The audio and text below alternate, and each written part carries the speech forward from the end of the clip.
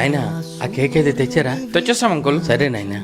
బాబు ఆ భోజనాలు ఏదో రెడీ చేశారయ్యా? అంతా రెడీగా ఉన్నాయి అంకుల్, మీరు టెన్షన్ పడద్దు. ఇంకో 10 నిమిషాలే మామ, కట్ చేసేద్దాం. నాయనా ఆ ఫోటోలు తీసి ఆయన వచ్చాడా? వచ్చాను నాయన, అదిగో అన్నాడు చూడు. సరే నాయన. అయితే ఏంది మీ నాన్న అడవిడి మామూలుగా లేదు. నా కొడుకు పుట్టినరోజు నాయనా.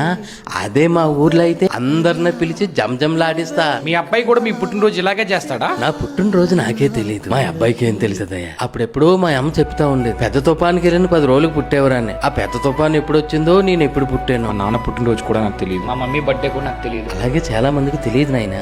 మా అబ్బాయి ఉన్నాడు, నా పుట్టినరోజు తెలియదు, నా పెళ్లి రోజు తెలియదు, కానీ ఒకటి మాత్రం గుర్తు పెట్టుకుంటాడు. రేపు పొద్దున్న నేను పోతే ఆ సమాధి మీద రాస్తారే తేదీ, అది మాత్రం గుండెల్లో పెట్టుకుంటాడు. అవన్నీ ఇప్పుడు నేను రానైనా కేక్ గుయినాయనా. నీ పుట్టినరోజుకి నేను కేక్ కట్ చేయకపోయింది నాయనా. నాయనా ఈ రోజు నా పుట్టినరోజే కాదు, నీ పుట్టినరోజు కూడా.